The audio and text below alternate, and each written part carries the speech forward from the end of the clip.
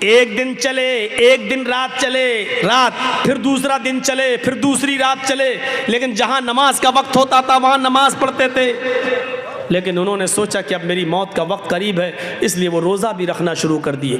دن میں روزہ رکھ رہے تھے، اور جہاں پولیس والے تھک جاتے تھے اور آرام کرنے لگتے تھے، سعید ابن جبیر وہیں پر نوافل کا اہتمام کرتے تھے۔ موت انہوں نے اپنی آنکھوں سے قریب دیکھ لی تو مزید اللہ کی عبادت کرنے لگے۔ لیکن سعید ابن جبیر کے مریدین اتنے تھے، ان کو چاہنے والے اتنے تھے کہ جس گاؤں سے یہ گزرتے لوگ ان کو کھانا کھلاتے، ان کو پانی پلاتے، ان کی عزت کرتے۔ لیکن سب کو اس بات کا احساس تھا کہ سعید ابن جبیر اب قتل کر دیے جائیں گے۔ 3-4 دن سفر میں چلتے چلتے ہو گیا۔ پولیس والے، جو 2 پولیس والے ان کو پکڑے ہوئے تھے اور ہاتھ میں ہتھکڑی ڈال رکھی تھی، ان پولیس والوں کو سعید ابن جبیر کا اخلاق بہت پسند آیا۔ رات میں نماز پڑھنا، دن میں روزہ رکھنا اور اچھی طریقے سے بات چیت کرنا اور بولنا، تو ان دونوں پولیس والوں کے دل میں رحم آ گیا۔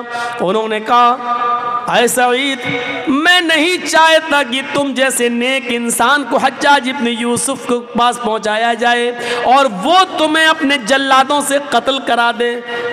سعید، تمہارے بچے ہیں، تمہاری بیوی ہے، تمہارے بچے ہیں، تمہیں بھی اپنے بیوی بچوں کی یاد آئے گی۔ ہاں اے سعید، میں نہیں چاہتا کہ تمہارے قتل کا گناہ ہم اپنے سر پر لا دیں۔ ایسا کرو، حجاج کو ابھی معلوم نہیں ہے کہ ہم نے تمہیں گرفتار کر لیا ہے، ہم تمہیں رات میں چھوڑ دیتے ہیں، تم رات کا فائدہ اٹھا کر چپکے سے نکل جاؤ۔ یاد رکھنا، ملک کو کراس کرنا تھوڑا مشکل ہے، رات ہی رات میں تمہیں نکلنا ہوگا اور کچھ دن کے بعد تم نکل جاؤ گے۔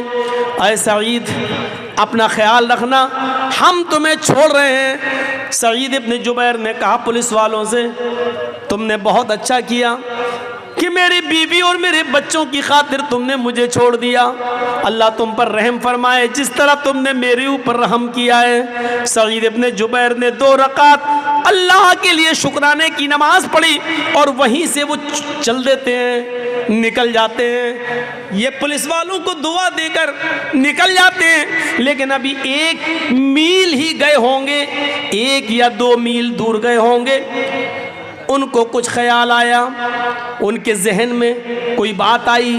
سعید ابن جبیر وہیں سے پلٹتے ہیں اور جلدی سے بھاگتے ہوئے دوڑتے ہوئے ان دونوں پولیس والوں کے پاس دوبارہ آ جاتے ہیں اور کہتے ہیں، اے میرے مسلم پولیس والوں، اے میرے مسلمان بھائیوں، اے حجاج کے پولیس والوں، تم نے مجھے چھوڑا، تم نے اپنا حق ادا کر دیا، لیکن میں واپس تمہارے پاس آ گیا ہوں۔ مجھے اچھا نہیں لگ رہا ہے کہ میں واپس جاؤں، جب تم دونوں نے مجھے گرفتار کر ہی لیا ہے تو مجھے حجاج کے پاس لے کر چلو۔ وہ دونوں پولیس والے کہنے لگے، سعید، تمہارا دماغ خراب ہے، تمہیں معلوم ہے کہ اس کا انجام کیا ہوگا، وہ تمہیں قتل کر دے گا۔ سعید ابن جبیر کہتے ہیں، ہاں مجھے معلوم ہے کہ اس کے سامنے گئے اور میرا انجام میرا قتل ہے، لیکن مجھے پھر بھی جانا ہے۔ کہا ایسا کیوں؟ ہم تو تمہیں چھوڑ رہے ہیں، پھر کیا بات ہے کہ تم بھاگنے کے لیے تیار نہیں ہو؟ سعید ابن جبیر نے کہا، اے پولیس والو، جس مسلمان جاسوس نے میری جاسوسی کی ہے، جس مسلمان جاسوس نے میری جاسوسی کی ہے اور تمہیں بتایا ہے کہ سعید فلاں گھر میں گھسے ہیں، اس جاسوس کو یہ بھی معلوم ہوگا کہ تم دونوں نے مجھے گرفتار کر لیا ہے، کیونکہ جاسوس ایک ایک چیز کی نظر رکھے ہوئے ہے۔ جب تم دونوں نے مجھے گرفتار کر لیا ہے تو اس کی خبر اس جاسوس کو ضرور ہوگی۔ تم مجھے چھوڑ رہے ہو تو جاسوس کو اس بات کی بھی خبر ہوگی کہ تم مجھے چھوڑ رہے ہو، اور جب حجاج کے سامنے تم جا کر یہ کہو گے کہ مجھے سعید ابن जुबैर नहीं मिले, लेकिन अगर उस जासूस ने ये कह दिया, मिल गए थे मेरी आंखों के सामने, इनको पकड़ा भी था लेकिन बाद में छोड़ दिया, तो फिर हज्जाज इब्ने यूसुफ जैसा जालिम आदमी ये सुन लेगा और जान लेगा कि तुम दोनों ने मुझे गिरफ्तार करके छोड़ दिया है, तो फिर वो तुम दोनों की गर्दन उड़ा देगा। सईद इब्ने जुबैर ने ये सीखा ही नहीं है कि हम अपनी जान बचाने के लिए तुम दोनों की जान को मुसीबत में डाल दें, तुम दोनों की जान को खतरे में डाल दें। न हमारा नबी इस बात की इजाजत देता है, न हमारा कुरान इस बात की इजाजत देता है, न हमारा इस्लाम इस बात की इजाजत देता है। आए पुलिस वालों, हम तो बच जाएंगे, लेकिन हमारे बारे में जब पता चलेगा कि तुम दोनों ने हमें छोड़ दिया, तो फिर हज्जाज तुम दोनों को कत्ल कर डालेगा।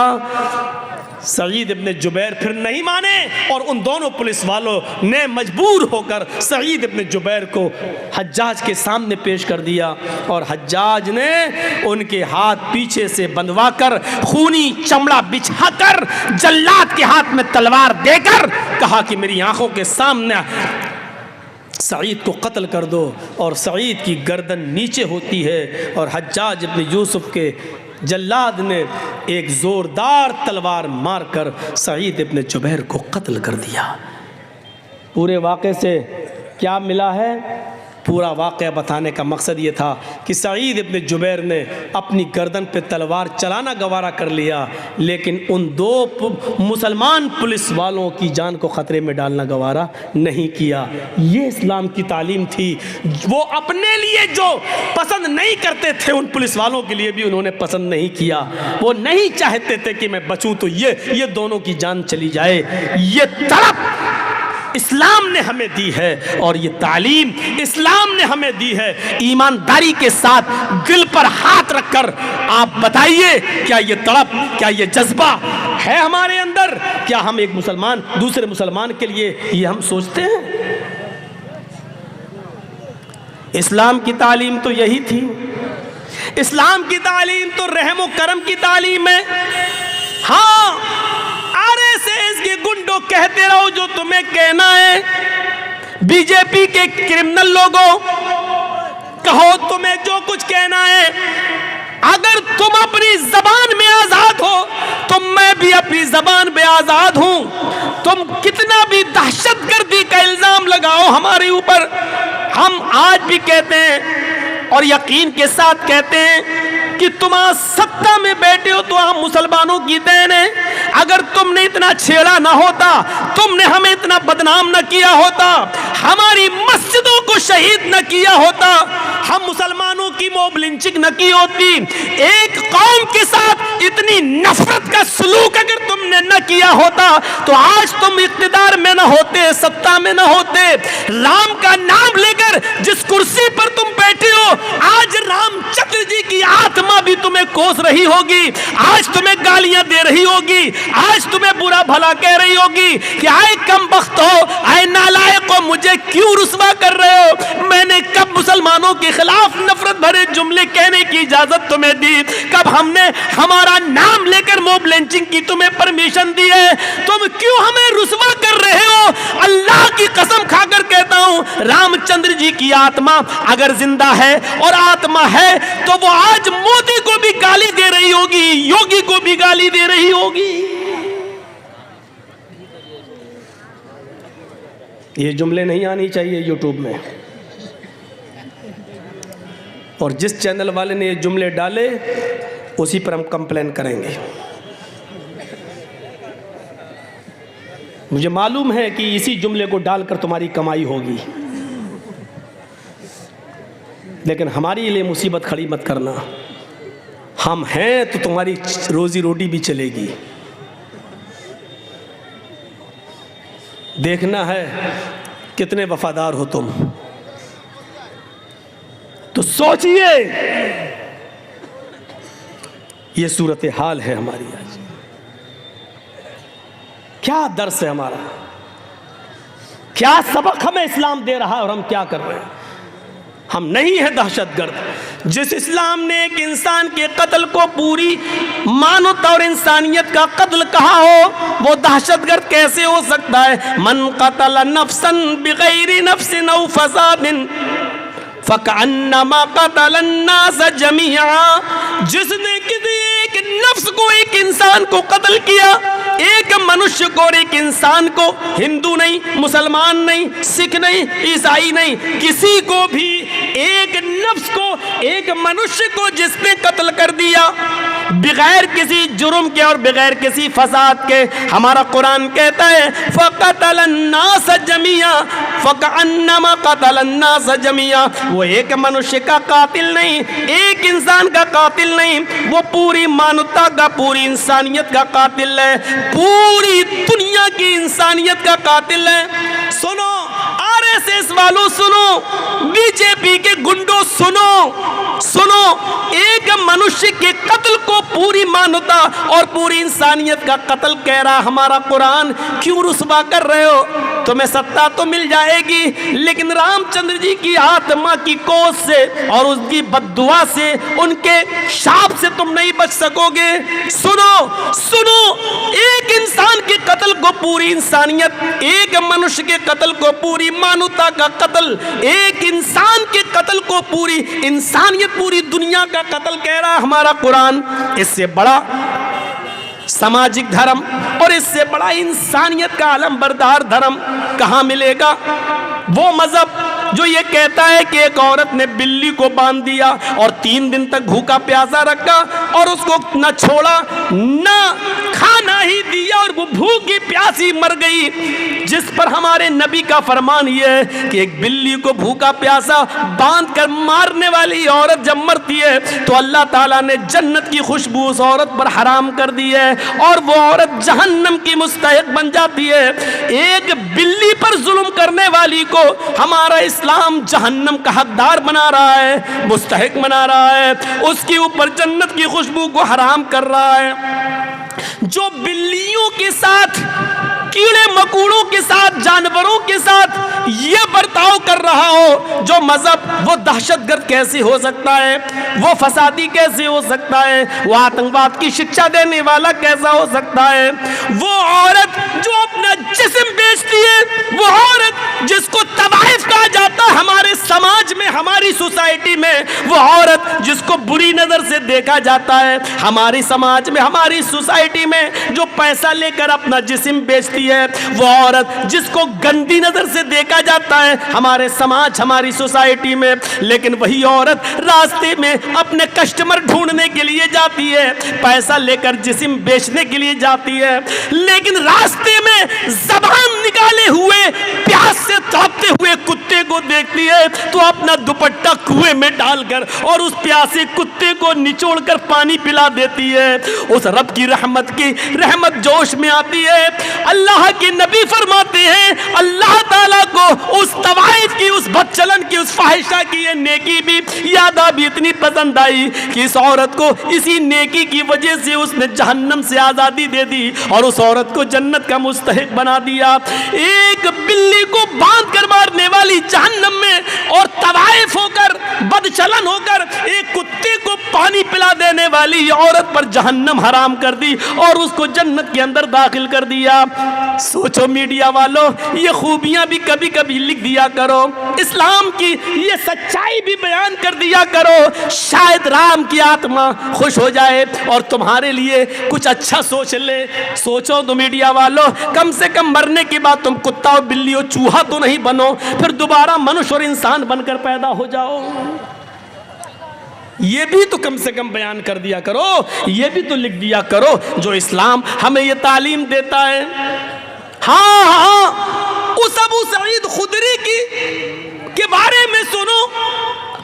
ابو سعید خدری جو اللہ کے نبی کی لیٹرین قضاء حاجت کا لوٹا بندنا پکڑے ہوئے اور جنگل میں چلے جا رہے ہیں، اللہ کے نبی نے کہا لاؤ اب یہ لوٹا مجھے دے دو، اب یہ برتن مجھے دے دو اور تم یہیں بیٹھ جاؤ، میں جنگل میں جاتا ہوں اور لیٹرین سے قضاء حاجت سے فارغ ہو کر آتا ہوں۔ اللہ کے نبی برتن لے کر چلے گئے، اتنی دور نکل بھول گئی کہ کسی کی نظروں کے سامنے نہ آئے، اور دو درختوں کی آڑ میں قضاء حاجت سے فراغت حاصل کرنے لگے۔ ادھر ابو سعید خدری جس پیڑ کے نیچے بیٹھے ہیں، اس پیڑ کے اوپر چڑیا کا ایک گھونسلہ ہے اور اس کے دو چھوٹے چھوٹے بچے چیں چیں کر رہے ہیں۔ ابو سعید خدری اس پیڑ پر چڑھتے ہیں اور چڑیا کے وہ دو چھوٹے چھوٹے بچے ان کو بہت خوبصورت لگتے ہیں، ان دو چھوٹے چھوٹے بچوں کو لے لیتے ہیں اور اپنی مٹھی میں لے کر نیچے اتر جاتے ہیں۔ تھوڑی دیر کے بعد چڑیا آتی ہے، چڑیا گھونسلے میں دیکھتی ہے کہ میرے بچے نہیں ہیں، لیکن بچے چیں چیں کر رہے ہیں۔ چڑیا کے کانوں میں پیڑ کے نیچے بیٹھے ہوئے ابو سعید خدری کے ہاتھوں میں بچے نظر آ جاتے ہیں۔ چڑیا اپنے منہ کا دانہ پھینکتی ہے اور چیں چیں کرتے ہوئے نیچے آتی ہے، اور وہ چڑیا ابو سعید خدری کے سر پہ اپنے پر مار رہی ہے، گویا کہ وہ اپنے بچوں کو لینا چاہتی ہے کہ اے ابو سعید میرے بچوں کو میرے حوالے کر دو، گویا کہ وہ اپنے پروں سے یہ کہہ رہی ہو۔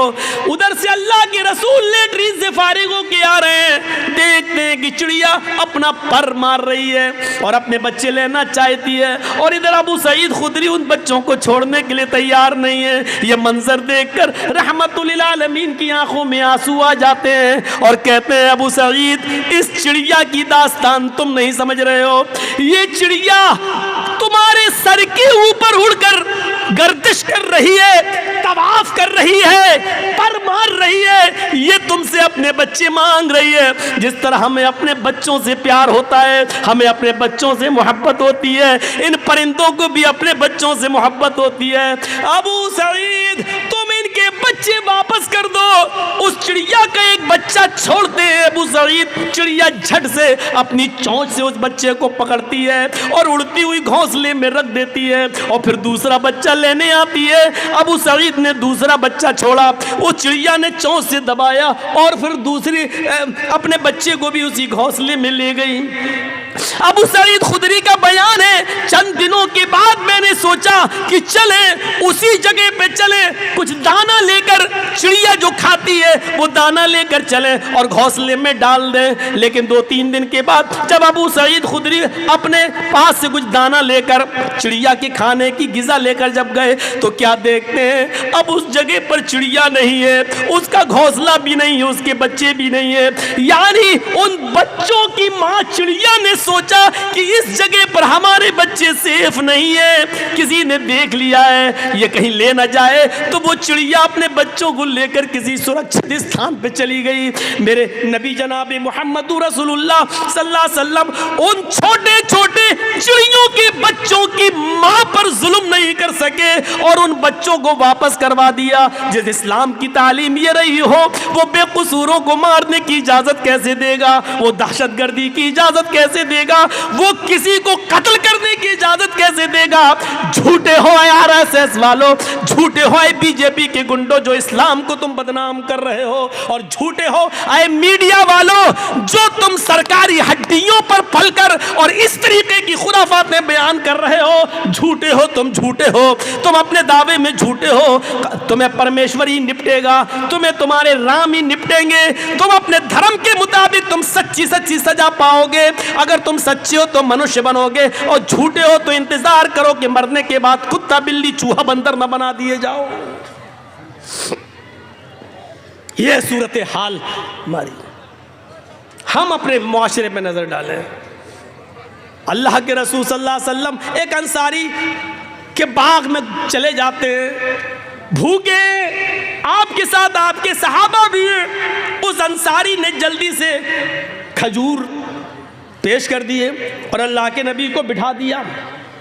اللہ کے نبی کھجور اٹھاتے ہیں، ایک کھجور اپنے منہ تک لے جاتے ہیں، ابھی کھاتے نہیں ہیں، کھجور کا ٹکڑا ہے، منہ تک لے جاتے ہیں کہ اچانک نظر پڑتی ہے ایک اونٹ اپنا سر نیچے کیے ہوئے ڈالے ہوئے ہے،